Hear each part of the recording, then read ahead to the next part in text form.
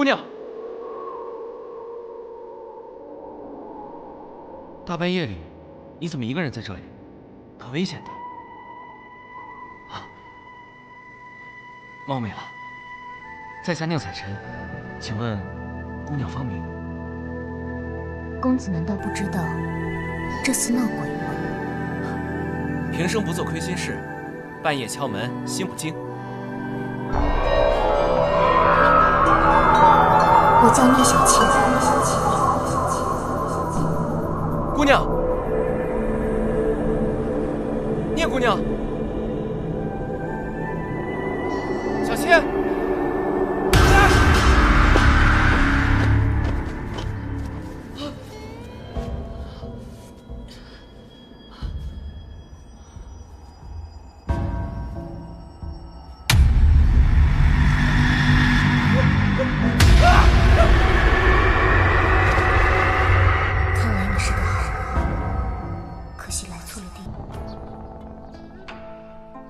一命二运三风水，四积功德五读书，六名七相八敬神，九交贵人十养生，11择业与择偶，12趋吉要避凶。九先生，能算命吗？你呀，不能再找人算命了。啊？你看啊，人生下来呢，有个命，命是定下来的，是前世的善恶决定的，和这一世的善恶无关，改不了的，算出来也没用。这一世的善恶改变了的是运，但运不是那么好改的。这样吧，你给我200万，我保证你逢凶化吉，从此无忧。不是，200文就能改运，有那么神吗？那当然啦，去年小女子幸得这位先生相助，嫁得如意郎君，如今是特地来谢谢这位道长的。哎呦，这位道长啊，厉害得不得了！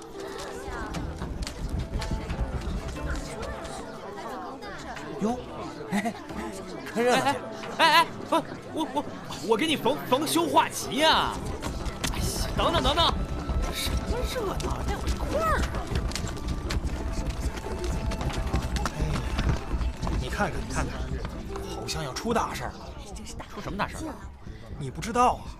辅国大将军刘洪基刚从塞外回来，原本一直驻扎在城外，怎么突然进到长安城里了？听说呀，这刘洪基张扬跋扈得很啊！哎呀，他要是面圣的时候还这样，可就麻烦了。反正不关咱们的事儿，到时候就看好戏喽。就是。那裘书生怎么还在啊？萨摩，快换了衣裳，给老娘收房钱去！小倩，小倩，小倩，小倩，小倩，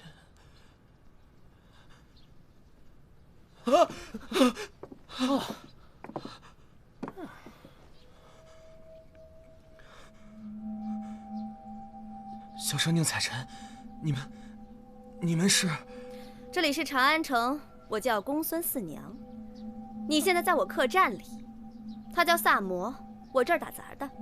你昨天晚上去兰惹寺了？你怎么知道？你衣服上扎满了麻黄，这种植物洗干，那附近的山上只有兰惹寺里长满了麻黄。兰惹寺，干尸，兰惹寺里有干尸。干尸？小生不敢说谎，兰惹寺真的有干尸。看你年纪轻轻的，别学人家装疯卖傻。住店钱不收你的了，既然你已经醒了，就早点搬出去。我没装。兰惹寺还有一个女子叫聂小倩，你们找到她没有？找到她没有？你大晚上的在兰惹寺碰到个女的，不是人吧？是女鬼吧？我听说呀，兰惹寺的女鬼专门吸人血，把人活活吸成干尸。伙计说你在这里，有急事，扫毛跟我走。什么事儿啊？北村村口死了人，赶紧跟我们去看看。又是北村？嗯，那，这个家伙也是今天早上北村村口来的。他是谁？啊，他叫宁采臣。这书生昨晚去兰惹寺了，早上昏倒在北村村口。一个马队路过，把他捡回了长安，丢在我店门口。就是那个闹鬼的兰惹寺。啊，对，干尸，兰惹寺有干尸，真的有干尸。干尸！哎呀，嚷嚷一早上了，非说是兰惹寺有干尸。干尸把你搁在村口，等着路人来救啊。干脆你们把他带走，让他帮你们找干尸。这是办案，又不是郊游。反正我不管，要我去的话，我必须把这书生带着一起去，否则我就不去了。哎，你萨摩，你说你……好吧，好吧，都去，快一点。紫苏双叶都在村口等着呢。别怕，他们比僵尸厉害。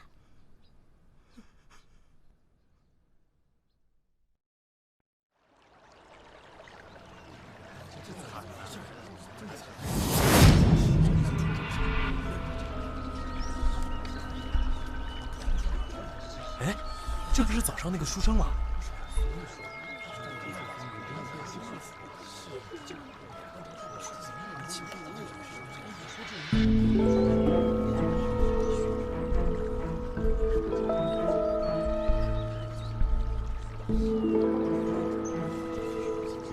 这谁啊？这书生今天早上晕倒在村口，后来被村民发现，送去四娘店里了。紫苏呢？他看不了尸体，去村里找线索了。这事儿这么快就惊动了上官家，恐怕死者身份不一般呢。他是当朝的刑部侍郎江震。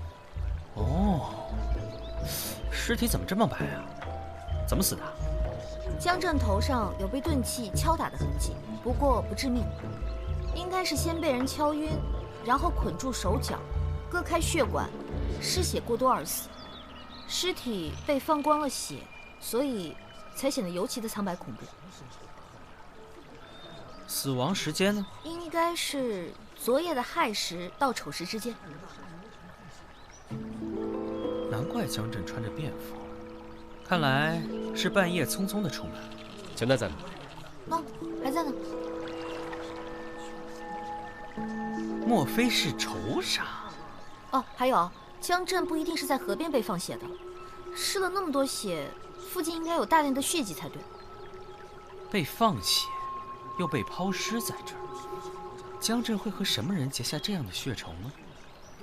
先把尸体抬到我那儿去，我再做进一步的检验，看看有没有什么新的线索。好。来人！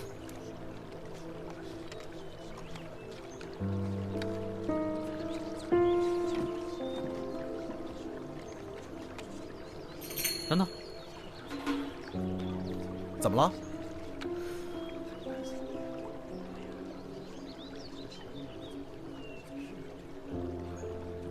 麻黄草。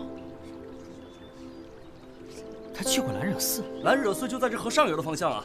早听说那里闹鬼，看来真的有看吸人血。干尸，都给我住嘴！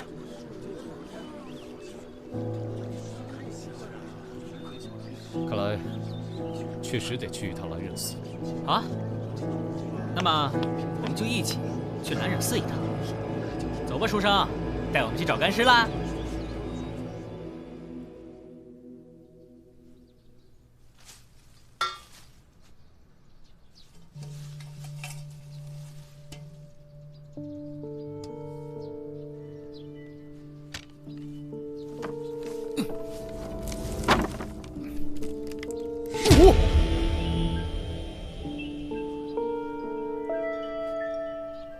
我已经做了尸检，这些干尸死了少说也有近10年了。哎，我长这么大见过那么多死人，干尸我还是第一次见。而且是一地干尸。哎，紫苏来了。我听村里有人回来说，兰惹寺发现干尸，就过来了。村里有什么线索吗？昨晚村长家女儿办酒席，全村人都在祠堂，没人注意村外面发生的事。倒是兰惹寺10年前的大火，上岁数的人都记得清清楚楚。10年前的大火，到底是怎么回事？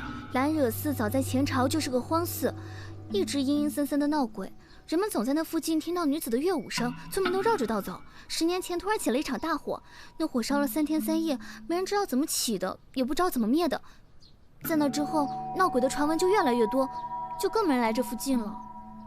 所以说，这些干尸，他们就是死在那场火里。哎呀，这都死了，烧干净就完了吗？尸骨尽毁，这种死法叫人看了心里难受。这些人躲在地下，死前一定经受了极大的痛苦。但是正是因为留了全尸，我才有可能查明他们的死因，为他们伸张冤屈啊！到底是什么人，能弄出这么样一个地洞呢？还有一个问题，江震为什么会死在这里？他和这些干尸到底有什么关系呢？这些尸体，怎么了？这些死者都是女人，而且她们的面部轮廓比一般人要深。我不敢确定，但是我怀疑她们是胡人。没错，萨摩说的对，十有八九是胡人。书生，你昨晚到兰惹寺是什么时辰？我记得我走到村口，天刚刚全黑，然后又走了大约1个多时辰，才迷了路。那个时候应该是亥时吧？这么说，你在兰惹寺的时候，江震还没死？我不知道什么江震，我就想知道小倩呢？小倩又是怎么回事？如果真有这么个人的话，他要么是凶手，要么也肯定看到了什么。先别管那个小倩了，先把尸体抬到我那儿去。是。三炮，你去把江镇府里的人带到大理寺问话。好的。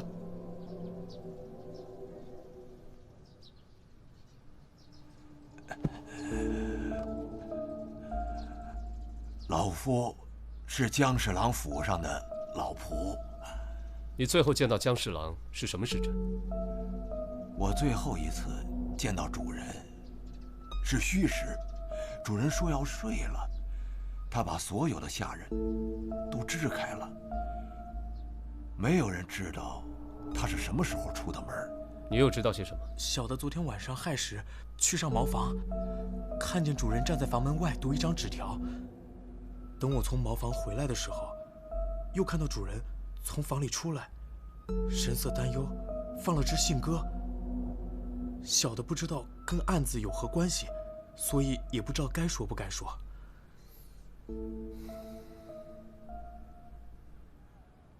喂，大清早的又去哪儿鬼混啊？我约了子苏，再到兰染寺去看一眼。早点回来呀！知道了。你知道兰惹寺是怎么回事吗？啊，干尸复仇啊！干尸啊，一到半夜就化身成一个美丽的女人的样子，先把人引到兰惹寺里，然后再杀了他们。杀了之后，再喝他们的血呀！啊，这么恐怖啊！可不是嘛！来，你从干尸洞口找到的铜盆我看了，上面的花纹确实是拜火教独有的。这个佛寺居然还跟西域的拜火教有关系啊！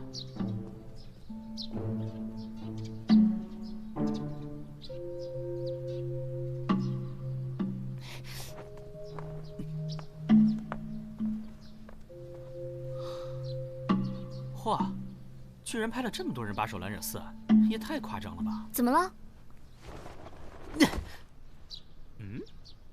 你没事吧？哎，这地上的东西好像不是石头啊。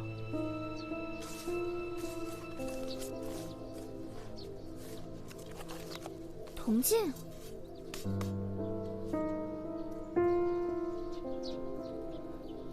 还有个耳环。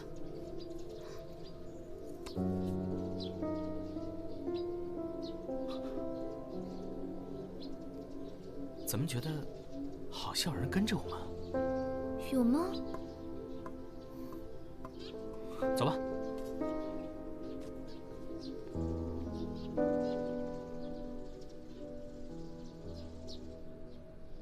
江镇一案查得怎么样了？回陛下，臣正在尽力破案。朕还听说，郊区的古寺里发现了数具干尸，闹得长安城上下人心惶惶。依微臣所见，这2个案子恐怕有所关联。哦，陛下，干尸案事关胡人，应转交给萨保府处理。莫非康公是觉得李某查案不力，才要把案子揽入自己手中？李少卿，你。国大将军刘洪基上殿。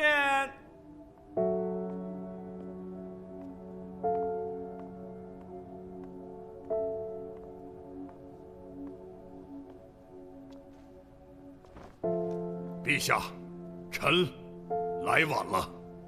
臣刚刚回朝，就听闻江侍郎噩耗，十分痛心。臣愿协助大理寺共同查案，恳请陛下恩准。康将军在边疆劳苦功高，此次回朝还愿为朕分忧，朕岂有不准的道理？谢陛下。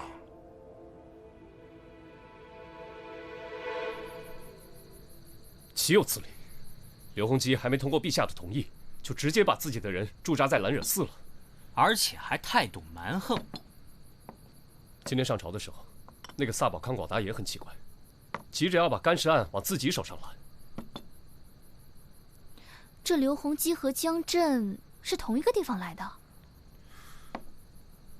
这中间到底有什么关系？哎，大家都饿了吧？晚饭马上就好啦。这城里的传闻可是越来越离谱，有说女鬼吸血的，有说干尸复仇。哎，你们什么时候能破案啊？这会不会是拜火教的什么古怪习俗？我在这间客栈这么久，可是见过不少拜火教的，没听说过有把人烤成干尸的。没错，我也觉得和宗教祭祀没有关系。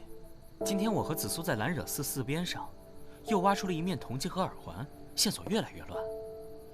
看来，这个寺的过去才是关键所在。但是现在兰惹寺被刘洪基的人把守着，也没有办法靠近啊。人是铁，饭是钢，发愁有什么用啊？吃饱了才有力气破案呢。哎，怎么还没好啊？不三不四，怎么那么慢？哎，书生，你什么时候醒的？昨夜回来就睡到了现在，刚起。你等会儿。昨天一天也没见到你说的小倩，你不是在编瞎话吧？恐怕真的是我的幻觉吧。哎，外头宵禁了。我门口透口气。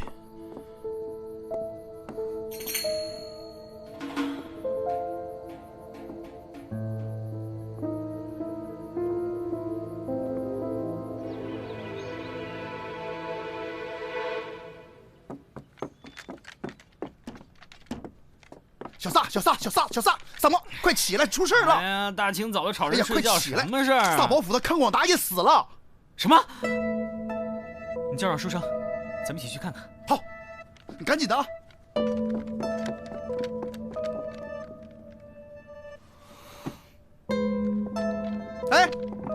哎，正找你呢。走，又有人死了，跟我走。去哪儿啊？哎呀，去哪儿你甭管了，没准能看见家小倩呢。走。我不去。走了。我不去。走了。都说了我不去了。走。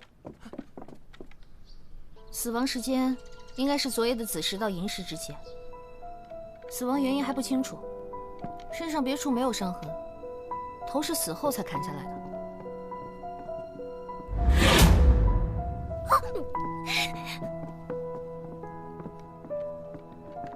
什么情况？尸体下面有麻黄。又是兰惹寺啊！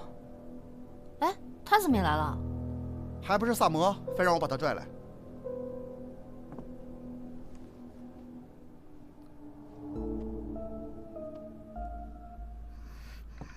紫苏姑娘，别怕啊，别怕。这是什么？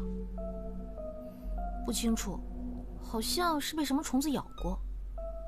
奇怪，今天不上朝，他为什么穿着朝服？我一会儿过去看看。什么事？说。回禀官人，主人干嘛吞吞吐吐的？说。既然主人已经过世了，老奴也管不了那么多了。主人生前有个库房，专门存放别人送来的礼。刚才丫鬟过来说，见库房门虚掩着，不知道是不是出了什么事儿啊？那带我们去看看吧。好，走。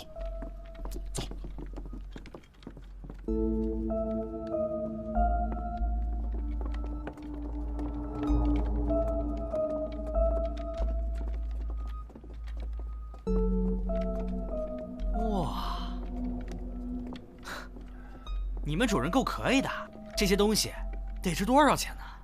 哎，这么重要的库房就没个人看守吗？回官人的话，原来也有个看门的，昨天主人突然发了好大的火，把那个人打发回家了，还没来得及找个新的。你快点，看看有没有什么东西丢了。是，快点点点点。哎，李治，你们官差不多大，你家里是不是也这么多宝贝啊？我说你，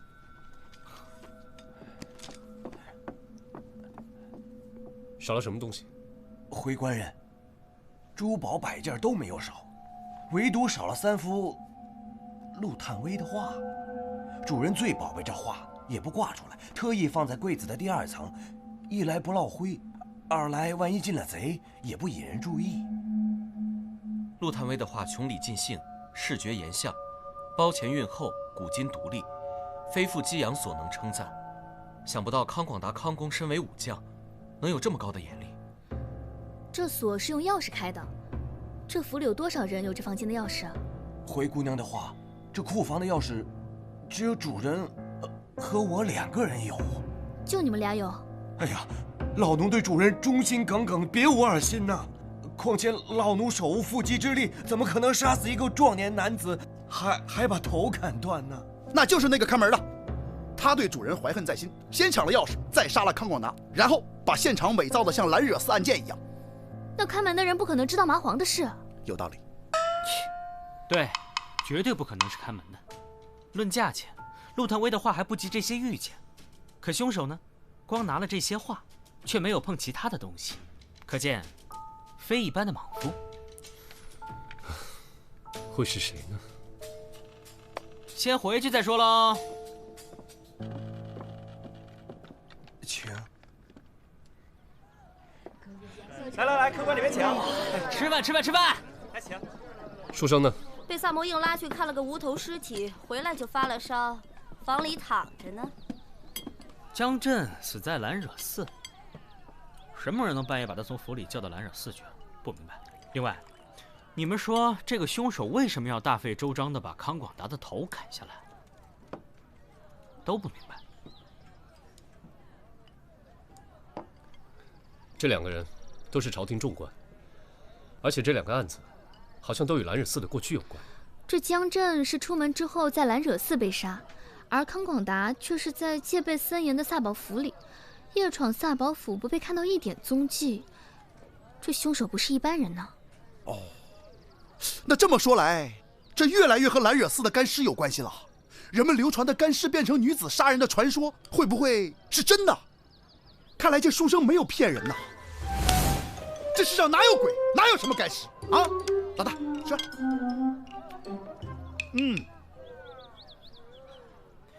还有个地方很奇怪，如果是仇杀，那么杀康广达的人，为什么要拿走那些画呢？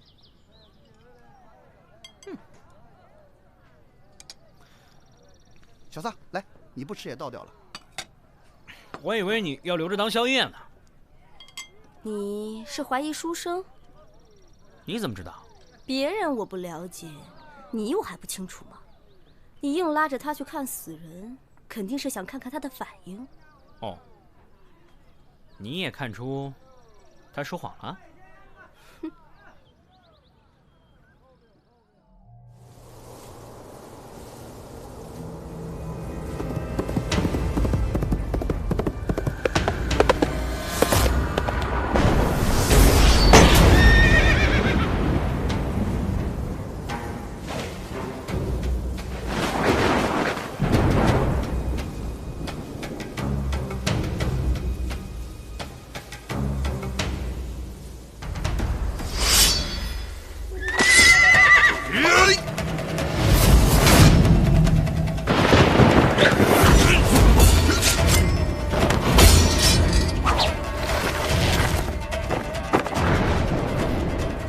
是你。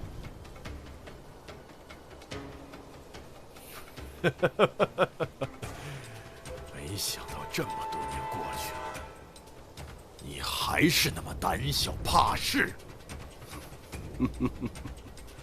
你懂什么？我这叫赢者保身。保身？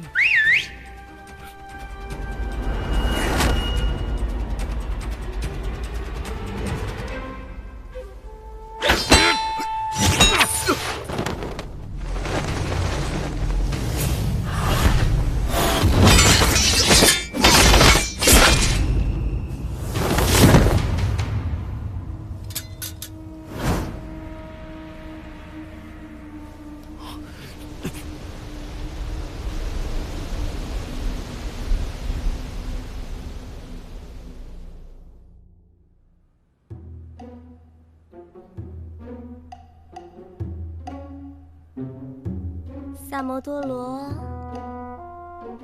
萨摩多罗，萨摩多罗。我在思考。刘洪基早上没有去早朝，你跟我一起去兰尔寺看看。那个书生怎么样？睡得香着呢，我找小六在隔壁屋守着。放心，这些个碗碟。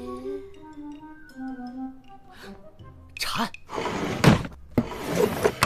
哎，李少卿，刘将军有令，任何人不得入内。麻烦通报一声，就说李治看将军没有上早朝，很是担忧，特来拜见。李少卿，刘将军他不在，你请回吧。来了，李少卿。刘将军，老夫今日身体偶感伤寒，没有去早朝，有劳李大人费心了。几位既然来了，那就进去坐一坐吧。不必了，告辞。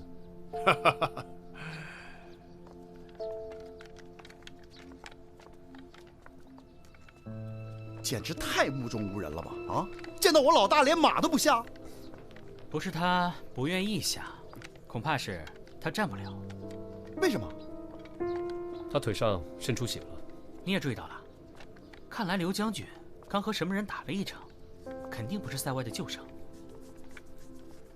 看你挠了一路了，怎么了？啊，我那天去过江府下人房以后，好像被什么虫给咬了。给我看看。啊，看，特别痒。去找双叶。怎么了？如果我没猜错的话，无头尸体根本不是康广达。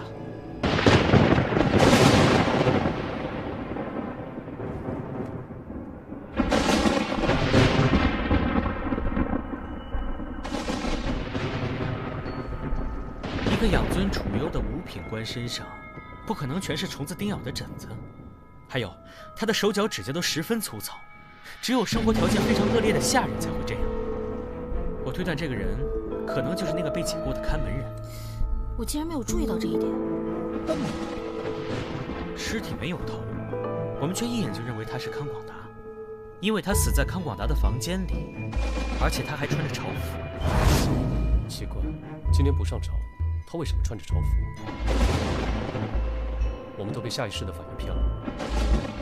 虽然发现了细小的可疑之处，却没有最早的定入罪犯。什么人会想要伪造康广达的死亡？还记得当时子苏说的吗？夜闯萨宝府却没有被看到一点踪迹，肯定是个高手。要是他，根本不必潜入萨宝府杀人呢。还有，这个人精准地拿走了陆探微的画，是他自己。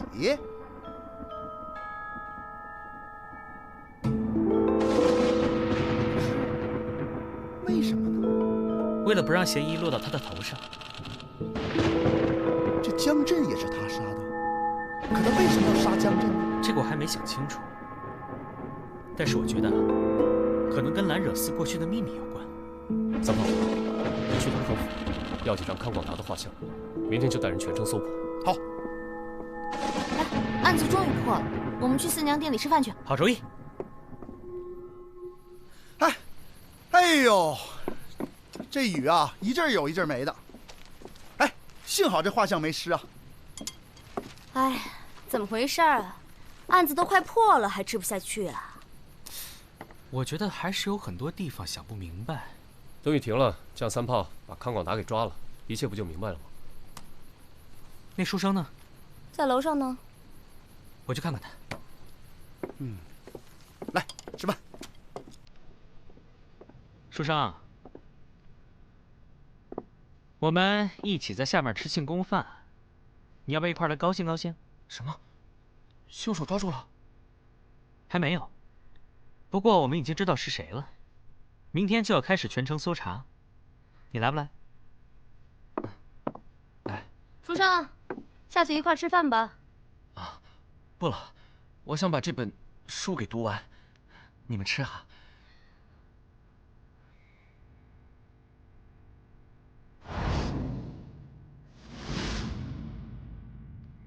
那我们去吃了。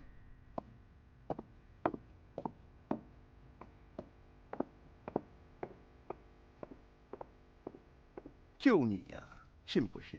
分分钟给你拿下！等我哦。少卿，少卿，又有人被放血死在北村河边了。什么？他，就是他！啊！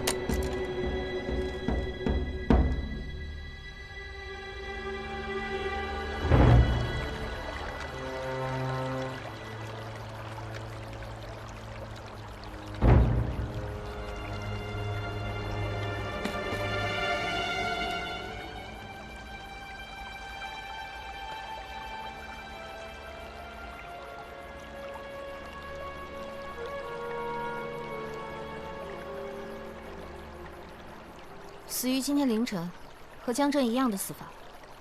杀死他的和杀死江震的凶手一定是同一个人。难道我们一直都想错了？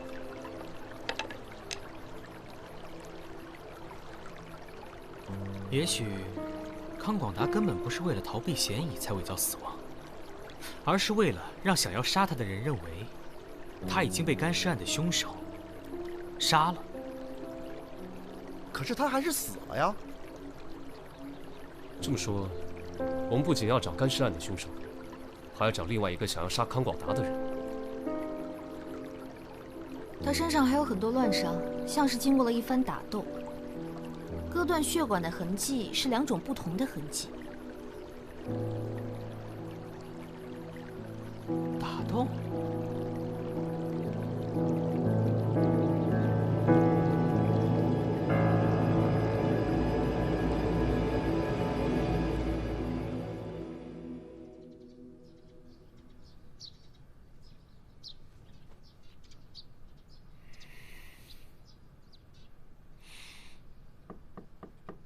谁呀？我，给你送早饭。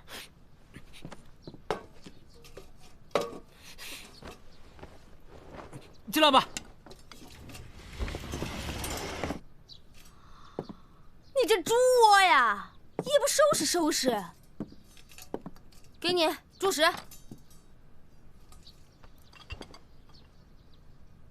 这什么？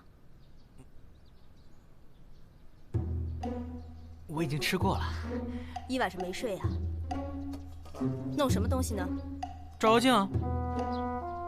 这些都是兰惹寺附近发现的，胡人用的铜盆、铜镜，还有一个胡人用的耳环。哎，这哪是什么胡人的耳环呀？这就是个汉人家孩子都有的长命镯呀。长命镯？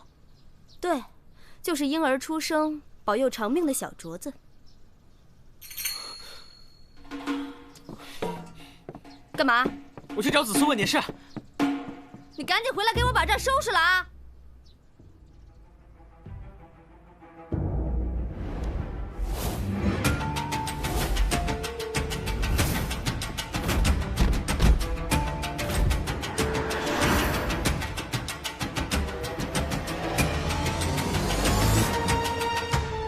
找到了。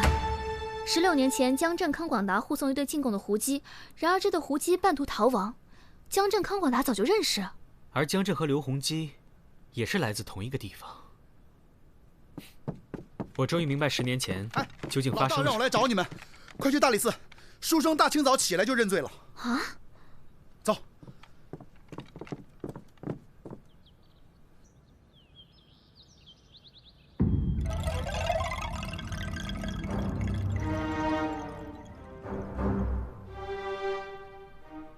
宁采臣，你可知罪？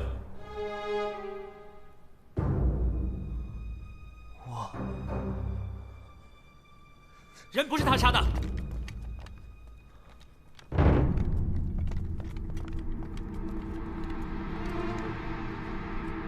人不是他杀的，此案另有隐情。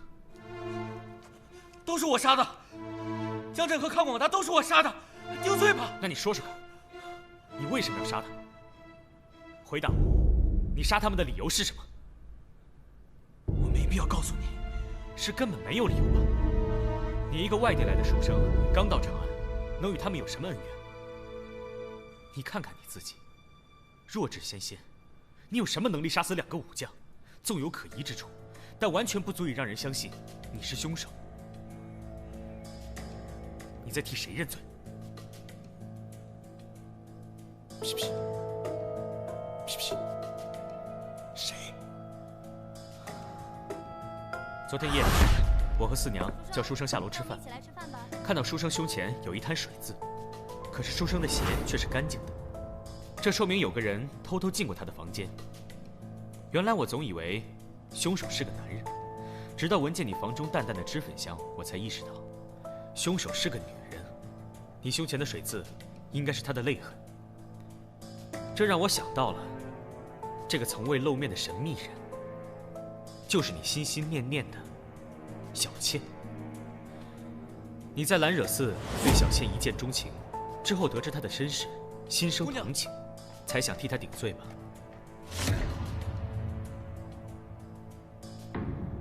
彩晨，彩晨，小倩，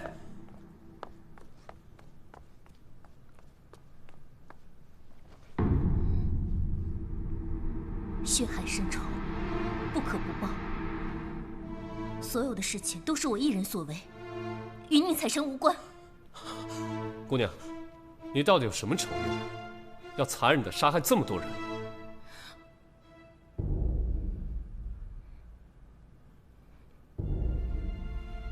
小倩要杀江震和康广达，都是为了一个原因，她要为母报仇。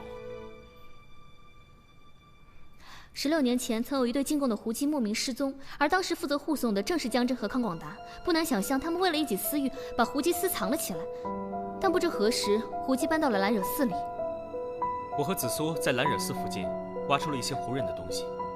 一开始我以为那些只是些胡姬的配饰，直到色娘提醒我，那里面有一只长命镯。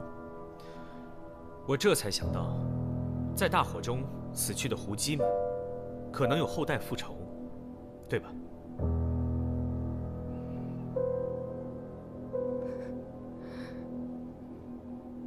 我母亲和她姐妹本应送到宫中，却不成想被那帮人偷偷藏进了兰惹寺。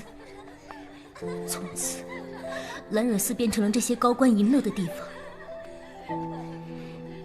直到某天，我娘怀了我，在姐妹们的帮助下，偷偷生下来，养在地洞中。我5岁那年，在后山摘果子时，寺里起了大火，所有人被活活烧死。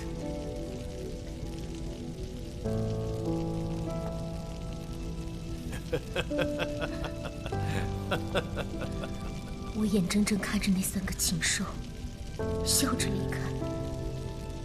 从那时起，我的复仇计划就开始了。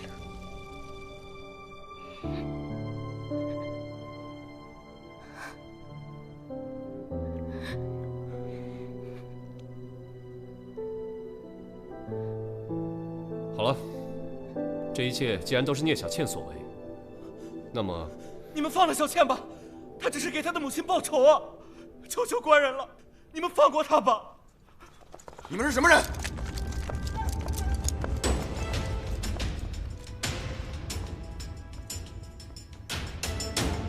来人，把这2个人都绑起来！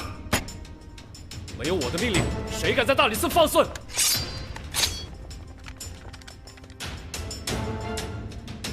刘将军，欢迎您旁听。萨摩，继续。康广达生性胆小多疑，他害怕杀死江震的人杀掉自己，更害怕被另外一个人灭口，而那个人就是你，刘洪基大将军。你这是满口胡言乱语！刘大将军曾任晋阳令，而江震也恰恰是当时的晋阳公副监。你们都是一个地方来的，一起干这样的勾当并不奇怪。江震死前发了一支信鸽，而第2天你就进了长安城，一上朝便向陛下要了这个案子。这一切，难道只是巧合吗？口说无凭，你们有什么证据？证据？小倩就是最好的人证。他有2条命案在身，他的证词如何取信啊？给我拿下！要招抓我，所有的事都是我做的。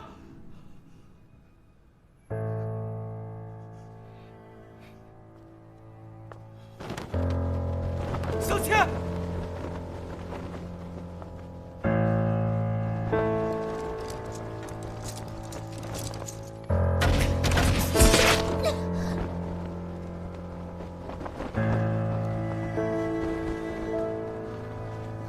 小倩。